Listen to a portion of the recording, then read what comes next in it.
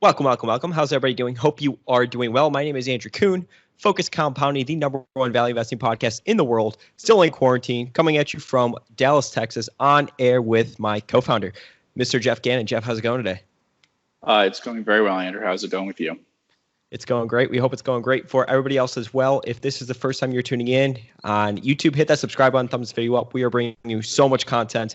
If you like write-ups, go to focuscompounding.com. Jeff writes 3 stocks a week. That goes up on the website, and you can actually sign up for the Focus Compounding Daily for free on the homepage. Just enter in your stuff, your email at www.focuscompounding.com. But Jeff is writing up Mills Music Trust, which went up today.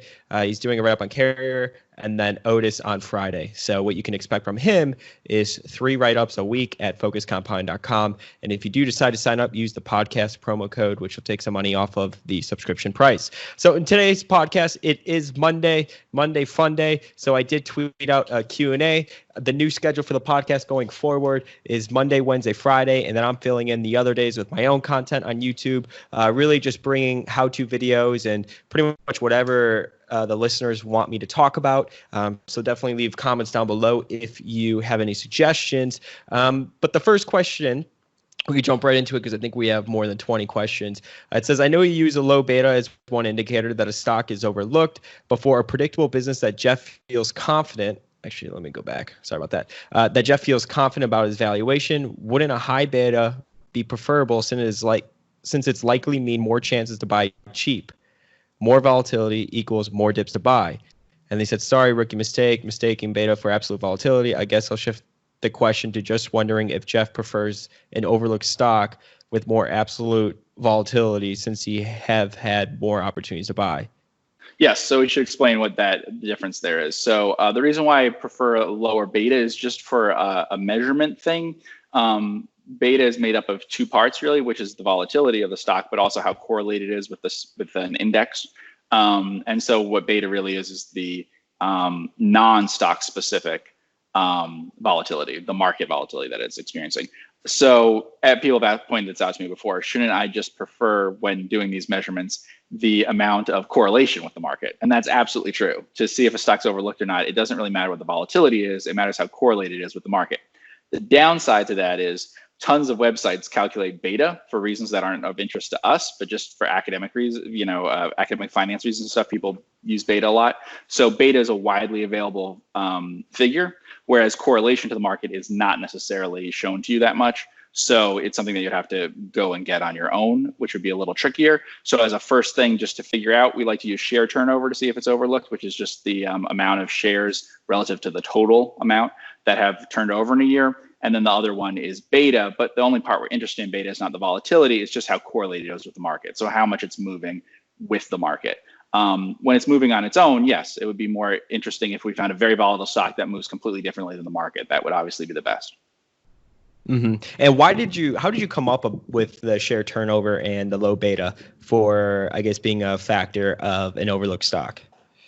It was mostly reverse engineering it. It was easier in some cases to figure out what an overlooked stock was, but not having an objective way of calculating that. So, I mean, there's lots of other ways you could do it. You could go and look all over the internet to see if anyone talks about it. You could go and try to figure out, how many analysts cover it. Has it ever been rated on Value Investors Club? If I talk to a bunch of people, do they know what this stock is? All sorts of things. But the way that objectively I found to be have the most to do with whether it's overlooked or not was beta to some extent and share turnover, but especially the 2 together.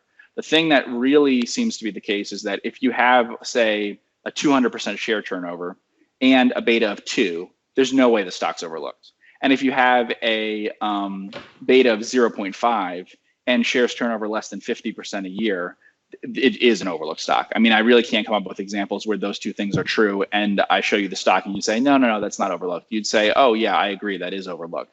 So it's just a computerized sort of way of finding what humans would agree with, which is that when both of those things agree, to show that it's a very low number, a lot lower than 1, then it's an overlooked stock. And actually QuickFS, which we use a lot, has put up beta and share turnover. So, I mean, under the business description now, So if you go under there, so if you go under there and look under business description, it now shows you both of those things. And you can just see that a lot of the stocks we talk about that are overlooked will show up as having both of those be a lot below 1. It changes over time, though. So I have pointed out before that like 30 years ago or something, entire like all the New York Stock Exchange and stuff probably turned over less than some stocks that are considered overlooked turnover today. So it has to do with some of that is like technology stuff today. Other stuff is just popularity. In the 20s, there was a lot more share turnover than the 50s. So it does cycle that way, but it's just relative. You know, if it has relatively low beta compared to stocks you're used to seeing and relatively low share turnover, that's a really good sign it's overlooked. Next question that he asked was in the special situation class from Greenblatt, which I've tweeted out. It says in one place, volatility is your friend in reference to the ability to buy dips. And so he asks, does focusing on overlooked stocks rather than merely predictable stocks hurt your ability to buy at low prices? Yes, it does. So sometimes there is a tendency, especially in market panics and stuff, for more liquid stocks to drop faster. People sell what they can sell, not necessarily what they want to sell. So it is true that if you look at very predictable overlooked stocks and very predictable better known stocks, like say banks or something, illiquid bank stocks did not drop as quickly as like Bank of America and JP Morgan and things like that. Those can drop very fast. The things that hedge funds are in and stuff can drop very fast, and you can get a moment to be able to buy them. Whereas that's not true of the more overlooked stuff. So, but in the longer run, the more overlooked stuff can stay at prices that are more attractive for a longer time. They can stay out of line for longer. So, you know, it depends. But in moments of panic and stuff, it's true that you often get better chances to buy liquid stocks that are very predictable. Whereas you never see those types of moves in illiquid stocks because they're just too illiquid for that to happen.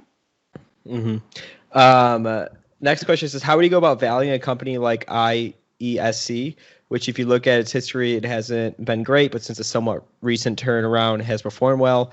I know usually you look at their 10-year median ratios and that is skewed by past performance. Also, are you really born on February 29th? Yes, I am. I'm a leap year baby. But Geoff, do you have IESC? Have you ever looked at that? Yeah, I have looked at it before. So if you go quick FS, we can look at it. And we could also show what Yeah, I was just going to say, so if you actually look at the business description now, beta turnover, beta and share turnover is down here now, which is nice. Yeah, so that looks somewhat overlooked by that measure. Although that's not tremendously overlooked if we look at the market cap, right? So if we go up and just look at the market cap for a second, we can see that the market cap's, actually that's pretty overlooked for that market cap, I'd say. So this is pretty much an overlooked stock. So what's going on here, if we look down at the 10-year numbers down there, is that you have a big change in terms of like the operating margin and stuff like that, right? So the first half of that period, you didn't have a lot of profitability, and now you do. If you look at a median number, I'm actually not sure it changes by that much. So like the median EBIT number is 2%. It has been better for a few years, you know, half of that period. So you could say, oh, should you take the last 5 years and assume that the margin would be 3% or something instead of taking the longer term average, which is like 2%. But you'll notice I always use median margin anyway. So the difference is not as big as you'd think as if I was including that large loss in 2010. I would look at both and think hard about whether the business has changed a lot. I need to understand it. If the business has changed a lot in a way that I think is permanently different, then I'd be willing to use the last few years only and not the long ago past. But without more information about the business, I'm not willing to do that. So it really does depend on just analyzing the business. I would go back and read reports from 2010 or 2013 or whatever, probably 2013 based on this. And I'd read them from 2019, see if the business has changed dramatically in a way that's going to stay changed and not for some sort of cyclical reason or something like that. Got it.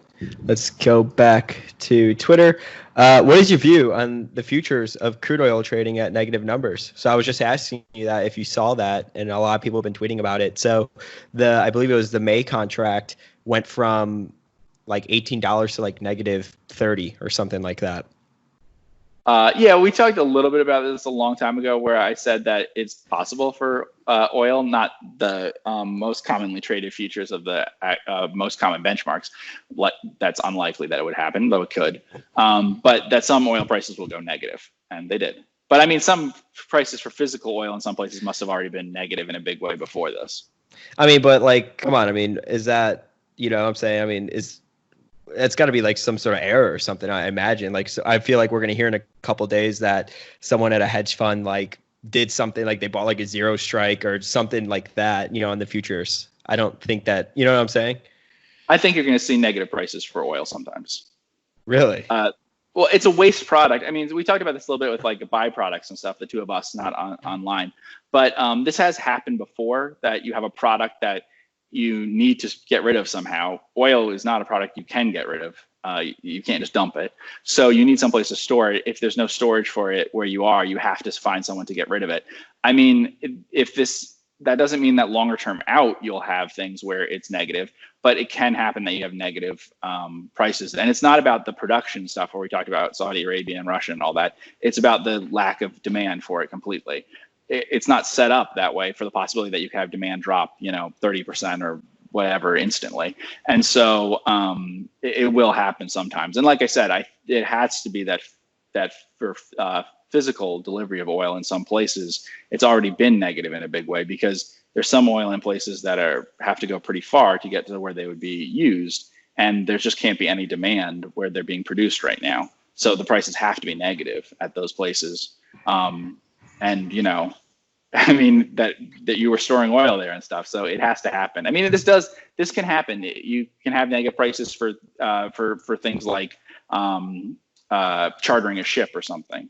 So sometimes you might have to have someone paying to take a ship off your hands and operate it for you and stuff like that when there's just no trade going on and things like that. So it does happen, and it's happened in some products before. I think 100 years ago or so, demand for corn in the U.S. was so low that people were actually just burning corn as fuel because it had no value to the farmers and stuff because they planted too much of it. So it happens. Got it. Anything in the shale wreckage that's the least bit intriguing, or have you completely sworn off commodity businesses by now? LOL. I don't know that we would consider commodity businesses, but so far I haven't seen things that are cheap enough to interest me. But I assume that one day there will be. Yeah. And then Dave Waters said RV trades for less than cash and securities on hand. Probably not news to you. So you want to put that in quick FS? Yeah, let's go. Okay. RSRV. Yeah. So is this what I think it is? Yeah. The Reserve Petroleum Company. $19 million Reserve Petroleum. So I have looked at Reserve Petroleum before, actually, a long time ago. And I did not know that it was that cheap now, because I haven't really been looking at oil companies.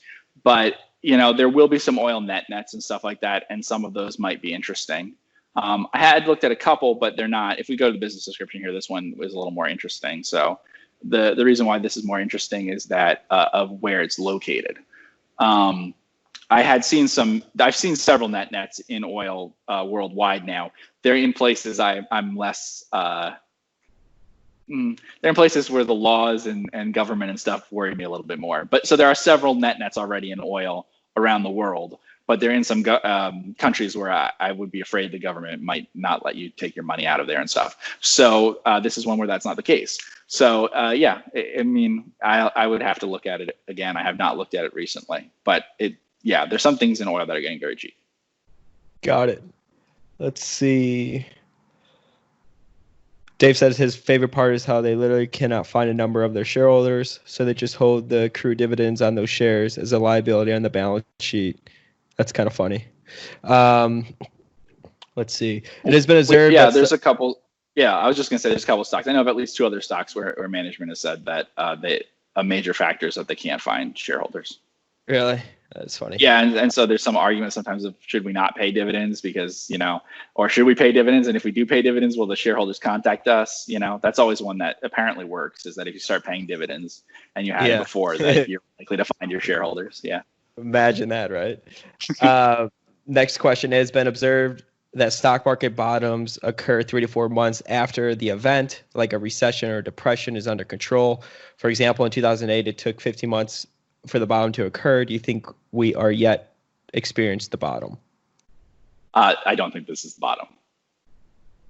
I mean, if that holds, then obviously not. The bottom was not 3 to 4 months.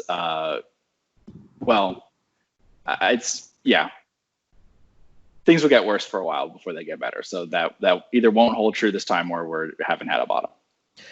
And then he also asked if you have any book recommendations on how to analyze financial statements. The one that I recommend for everyone, it's really old and very simple, is The Interpretation of Financial Statements by Ben Graham. So I like Financial Shenanigans, Quality of Earnings. And then is it Mary Buffett? I think she also has one on how Warren Buffett interprets financial statements. And then Preston, I believe what's his last name? Preston Pish and Stig Brogenson. They wrote a very good book, I think, called The Warren Buffett Accounting Book, I want to say. And I think that's a fantastic book. 10 out of 10 for people to read to really, I guess, understand like analyzing financial statements and coming at it really from a Warren Buffett mindset. So that's a really good book. Any opinion on advertisement versus subscription revenue? And he's talking about Spotify, Google, Discovery, and I don't know what VIB is. Yeah. Well, right now, advertising won't be as good. So advertising, all those companies should do worse, is what you're saying. They would. I think they've said they'll do. I mean, I think ad rates are down like 30% or something. So I think that's universally true across the internet. That's just a cyclical thing, though. I mean, I think most ad companies have said this will be worse than 2008. And I mean, it already is worse than 2008, but they mean I think it'll continue for a bit. So yeah, I think that in the long run, subscription stuff works better for mass stuff. So usually, I mean, there are a few examples of things that, I mean, like HBO and Netflix that are really mass worldwide and subscriber supported, but it's a lot easier to expand geometrically, to some huge amount of the world if you are just ad supported. So, Google obviously would never be that successful with either Google or YouTube if it charged for it. I guess they do charge for some YouTube, but I don't think it's very successful. This is actually one of my friends. He says, how are you going to recover both physically and mentally after you fail to complete our bet? So actually, Geoff, I'll go on the record saying this. So there's not a lot to do in quarantine other than work, right? And probably a couple of weeks ago, I was on a walk with a couple of friends and we got on the topic of like long distance running. And I don't run, right? I enjoy lifting, working out, but I don't run. And I have a prop bet going with a bunch of people. No one believes in me, Geoff, that I can't run 10 miles within an hour and 45 minutes. So it's a 10-minute, 30-second average for 10 miles. And I get to train until May 17th. Here's what's the wild card. And it's funny, Geoff, because I saw I was running yesterday at Germany Park in Highland Park, Texas, like Dallas area. And somebody actually that listens to the podcast was like, hey, are you Andrew? And we were talking about Sarence. Remember that spinoff? Okay. Yes. Yeah. So that was funny. But that's what that bet is. And I've actually ran twice 10 miles within an hour, 45 minutes. But the wild card and the part that's actually kind of scaring me is I don't know how hot it's going to be on May 17th in Texas. I've looked online and the average temperature is like 86. But if it's like 99 degrees, I'm dead. I mean, I'm literally dead. I'm not going to stop. So I'm either going to win it or I'm going to die. But that's what that bet is. So that's what he's asking. So Geoff, you got to root for me. All right.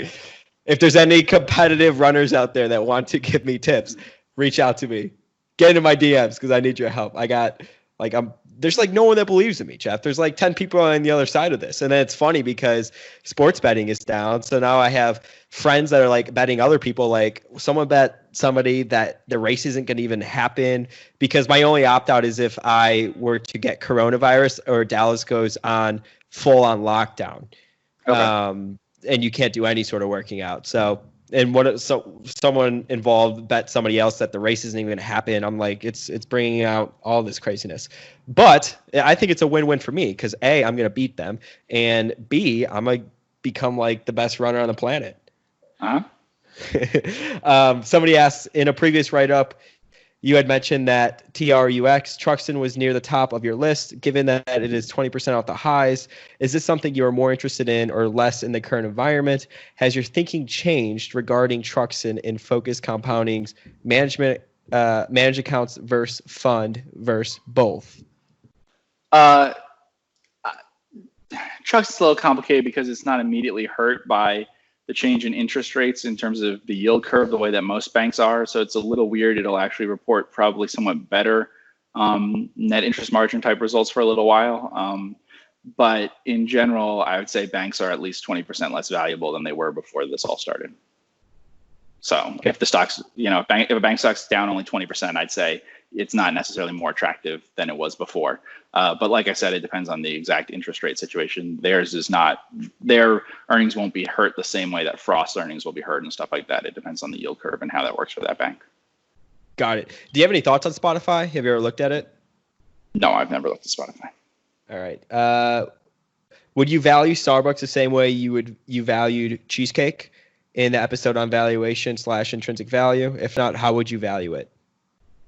I don't know if I would value it the same way. I would be willing to pay more for Starbucks than for cheesecake, relative to multiples and stuff like that. But I would probably use the if we go to on the quick FS, we can look at this. I would use the long-term sales. I mean today's sales and the long-term operating margin probably. So your long-term EBIT margin is around 16%, and then I would use that. That's about right. I have valued stocks before, like Greg's in the UK and stuff like that, using the same approach. I think this is very important for use with restaurant type stocks, including fast food restaurants, because there is a tendency for them to have a big drop in EBIT margin, but that'll very frequently recover.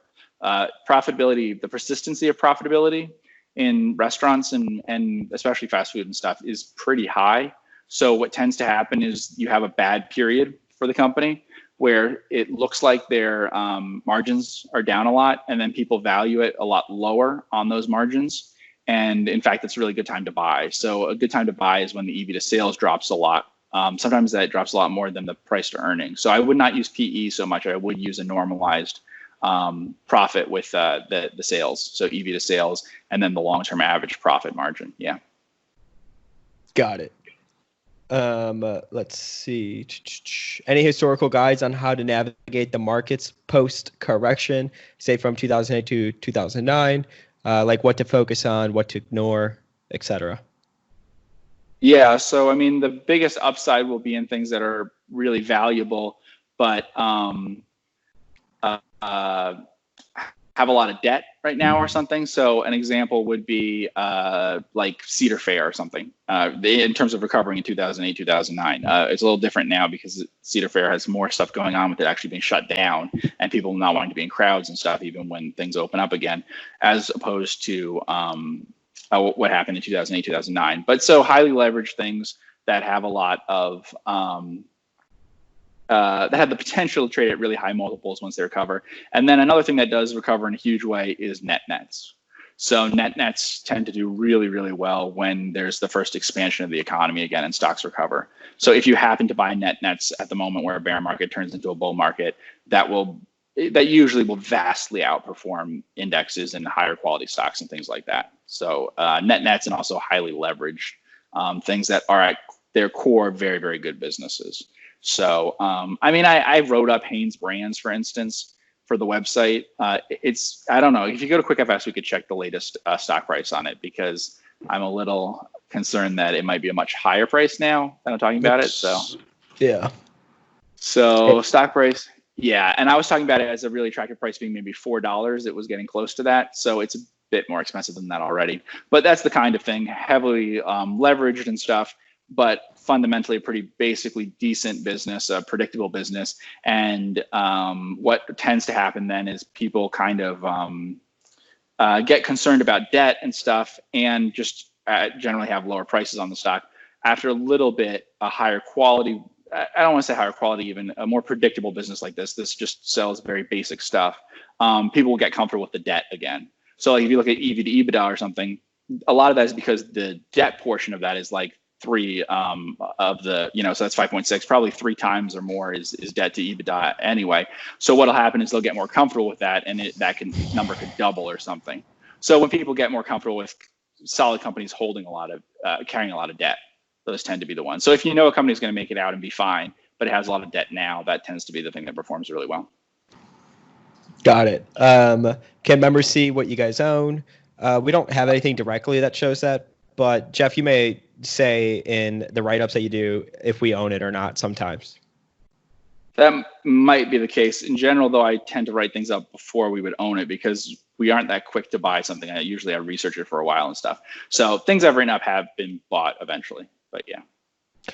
What are your thoughts on WFCF?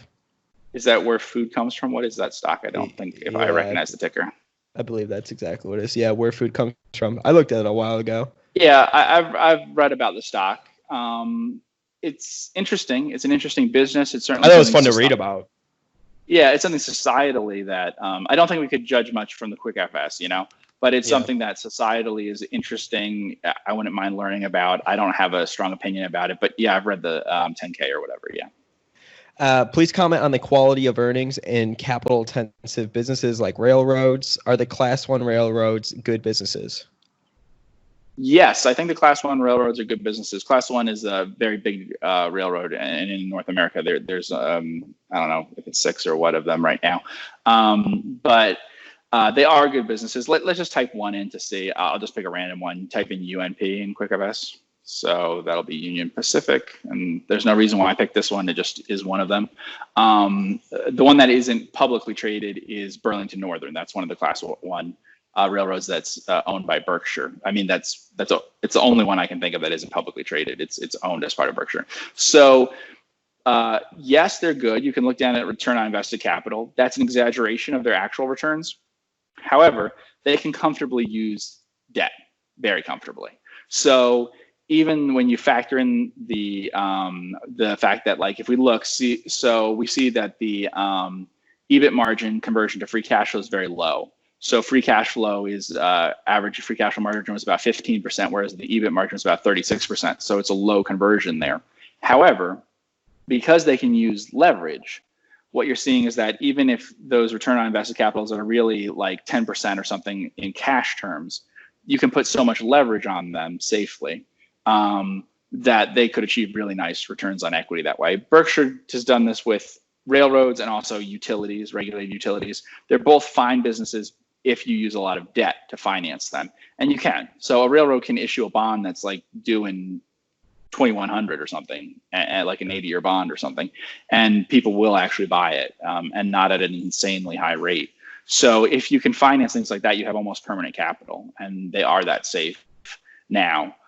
So yeah, I think they're good businesses. I think their earnings are really exaggerated, and I think that they have to be leveraged, but they all are leveraged. So you have to think of them like a utility. Can you recommend resources to practice how to get the intrinsic value range of a company? I cannot.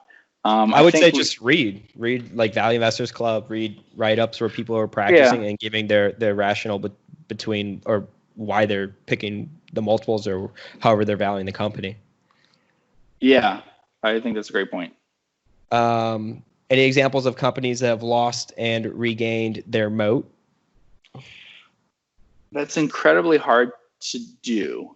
The pretty depressing thing is not only is it hard for a company to lose and regain its moat, it's pretty hard for a company that didn't have a moat to start with to end up getting one. There's a book written a long time ago, Good to Great, and whatever, whether you agree with that book or not and how it measures good to great, that's not a common thing that happens to businesses, that they go from good to great. Businesses that have moats usually have them from very early on. So it's hard for me to think of one that lost their moat and then regained it. That's really, really difficult to think of. There are some businesses that kind of transition from doing one thing to another, and but I don't know. Not really. I mean, there are some that inherited a name, and even then, I don't think they really lost it and regained it, but they gained a different moat in some cases I can think of. This guy asked, Netflix may not be in your guys' focus, but if you can provide any insight before they report earnings, it would be interesting to hear. I do not have any insight. JLMC, half of net cash plus account receivable. VCI, so he's asking for us to do, probably just look at these. Okay, sure. So is that the Couture thing? Let's type in JLMC. Let's see if that's what I'm thinking of. Yeah. So this has been a net a bunch of times. The data that we have from QuickFS isn't useful because it's now a dark stock. Actually, if you look at the business description, it might tell me, was it always listed in the US or? Yeah, it never listed anywhere else, right? Okay, so it's just a dark stock. It has been a net before. I don't know that much about it, but that has happened before, and you'd have to look at it and not one of those things. So that's important because those kinds of things are nets that other people might not pick up on. So a dark net is actually sometimes a better one to find. What about Vitreous Glass? That's a company that you've ran up on the website, and we've talked about a little bit. And I liked it a lot. Vitreous Glass is a weird problem, though, that you have to be careful about. So Vitreous Glass has only a couple suppliers and a couple customers. Actually, it has one supplier and a couple customers. The customers use it as like fiberglass insulation type stuff, or an alternative to that for building houses and things like that. The supplier is the recycling program of, I believe, the province of Alberta. To supply them with like reused, with like glass bottles, like beer and soda and stuff bottles.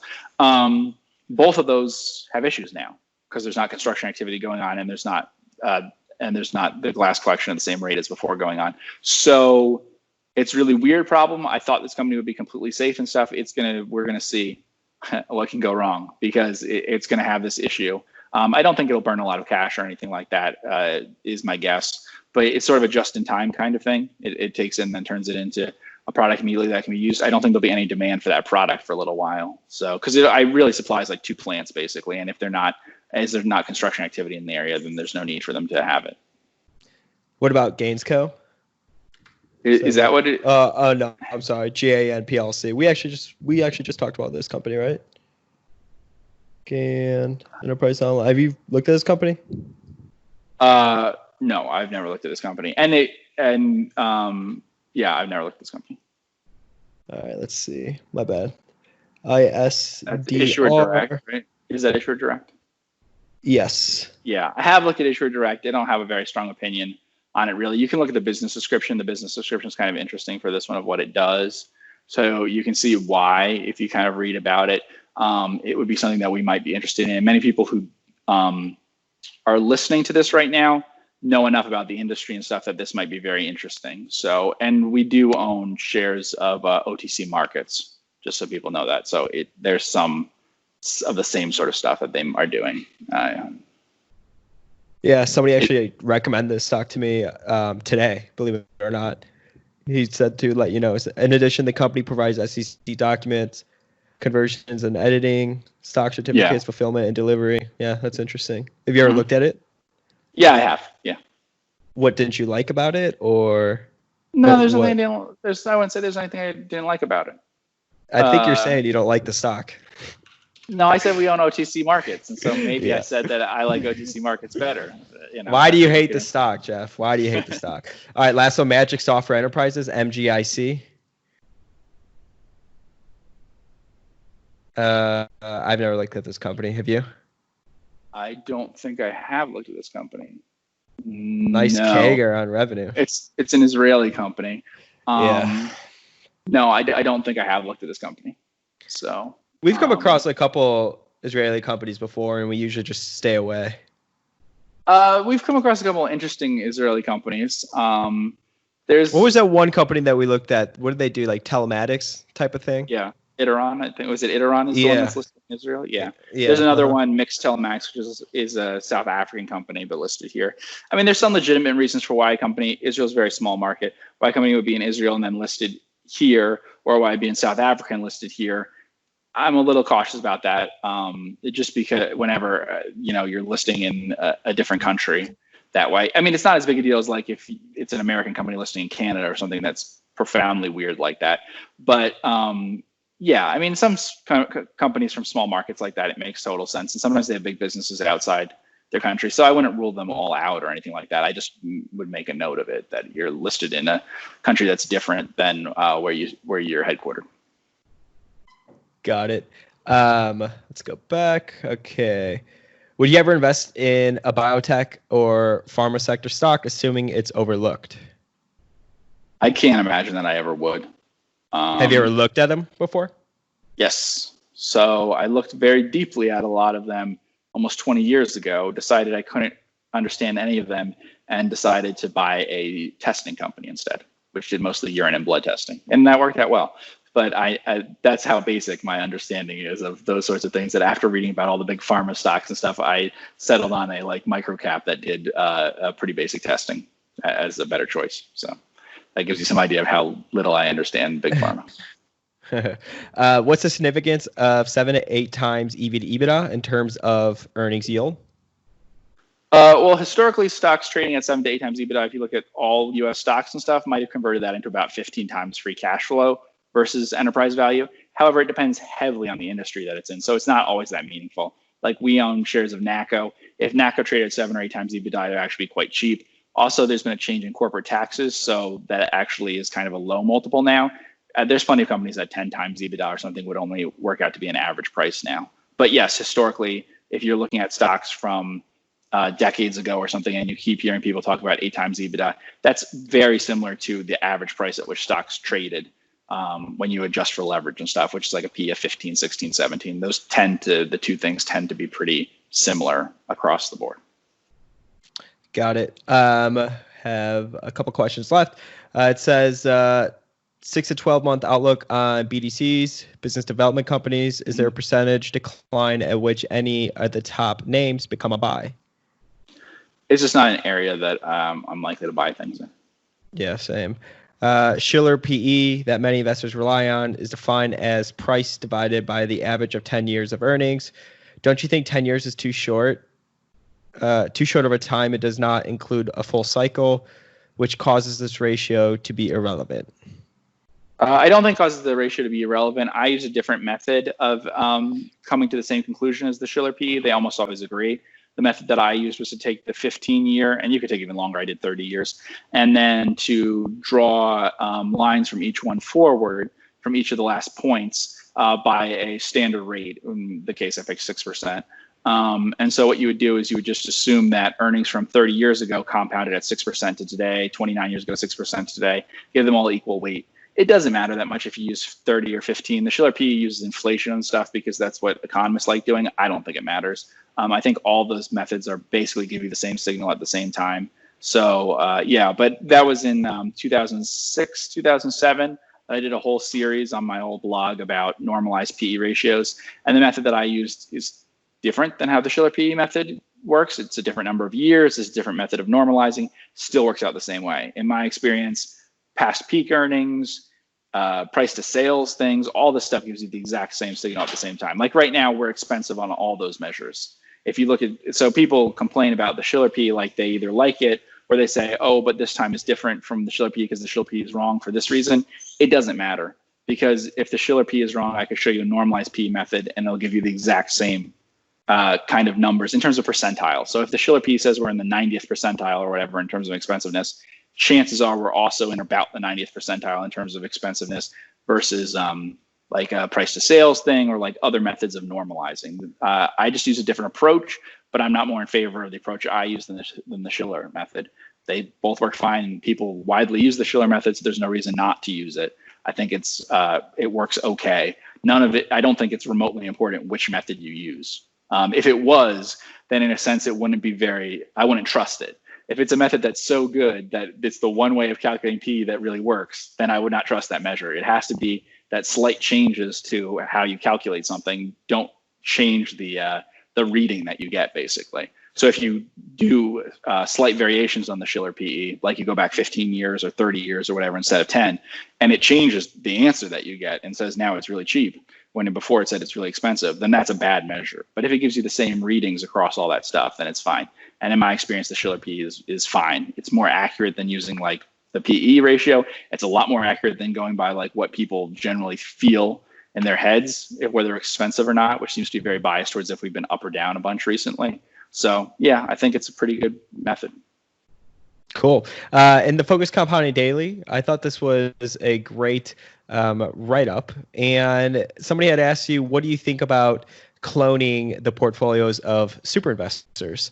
And this term from cloning, I mean, obviously a lot of people have, of course, done this, but the guy that I guess used the exact term cloning was Monish Pabrai. And he's talked a lot about, using cloning as sort of like a mental model, and spending a lot of time in the 13Fs to read about stocks that other investors are buying.